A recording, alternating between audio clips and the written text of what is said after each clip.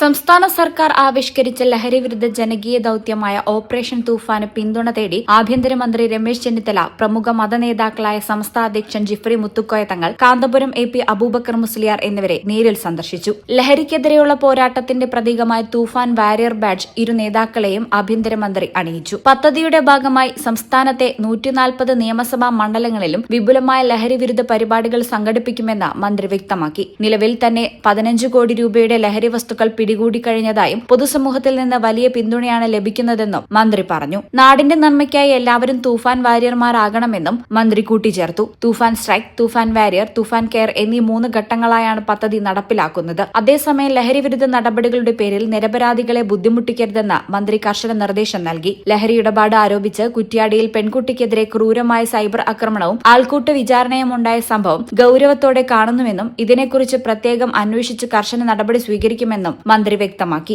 ജാതിയോ മതമോ വ്യത്യാസമില്ലാതെ മനുഷ്യരാശിയെ ഒന്നാകെ ആഗ്രഹിക്കുന്ന ഒന്നാണ് ലഹരിയില്ലാത്ത സുരക്ഷിതമായ നാടെന്ന് ആഭ്യന്തരമന്ത്രിയുമായുള്ള കൂടിക്കാഴ്ചയ്ക്ക് ശേഷം മതനേതാക്കൾ പ്രതികരിച്ചു. ലഹരി പദാർത്ഥങ്ങളുടെ ഉപയോഗം എല്ലാ മതങ്ങളും വിലക്കിയ ഒന്നാണെന്നും ചെറുപ്പക്കാർ ലഹരിക്ക് അടിമകളാകുന്നത് തടയാൻ രാഷ്ട്രീയവും മതവും നോക്കാതെ എല്ലാവരും മുന്നോട്ട് വരണമെന്നും ഇതിനായി സർക്കാരിന് എല്ലാവിധ പിന്തുണയും ഉണ്ടാകുമെന്നും നേതാക്കൾ ഉറപ്പു നൽകി. പദ്ധതിക്ക് പൂർണ്ണ പിന്തുണ പ്രഖ്യാപിച്ച ജിഫ്രി തങ്ങൾക്കൊപ്പം ഇത്തരമൊരു ശക്തമായ ദൌത്യം ആവിഷ്കരിച്ച ആഭ്യന്തരമന്ത്രിയെ കാന്തപുരം എ പി അബൂബക്കർ മുസ്ലിയാർ പ്രത്യേകം അഭിനന്ദിച്ചു.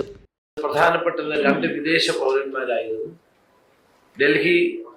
കേരള പോലീസ് ഡൽഹിയിൽ പോയി അവരെ ശ്രമകരമായ പരിശ്രമത്തിനിടയിൽ അറസ്റ്റ് ചെയ്തു. നൈജീരിയൻ പൗരനായിരുന്നു. വേറൊരാൾ ബാംഗ്ലൂരിൽ നിന്നാണ്, ഒരു യുവതിയായിരുന്നു, നൈജീരിയൻ വംശജയായ ഒരു യുവതിയായിരുന്നു. അവരെ അറസ്റ്റ് ചെയ്തു. അവരതിന്റെ സോഴ്സ് ആയിരുന്നു. ഇസ്ലാം വരുന്നതിന്റെ മുമ്പ് മക്കയിലും പരിസരത്തുമെല്ലാം വലിയ ആളുകൾ, ചെറിയ ആളുകൾ വ്യത്യാസമില്ലാതെ മദ്യം ഉപയോഗിച്ച് വരുന്നവരായിരുന്നു. അതിൻ്റെ ഇടയ്ക്ക് ഒരാൾ വലിയ ഒരു ഹോട്ടൽ മദ്യം വിൽക്കാൻ വേണ്ടി സൗകര്യപ്പെടുത്തി അതിൻ്റെ ഉദ്ഘാടനം കഴിഞ്ഞാൽ പിറ്റേ ദിവസമാണ് പ്രവാചകരുടെ കൽപ്പന പ്രകാരം മദ്യ നിരോധനം പ്രഖ്യാപിക്കുന്നത്. ലഹരി പദാർത്ഥങ്ങൾ ഒന്നും ഉപയോഗിക്കാൻ പാടില്ല എന്ന പ്രഖ്യാപനം. ന്യൂസ് ഡെസ്ക് ഈ ചാനൽ.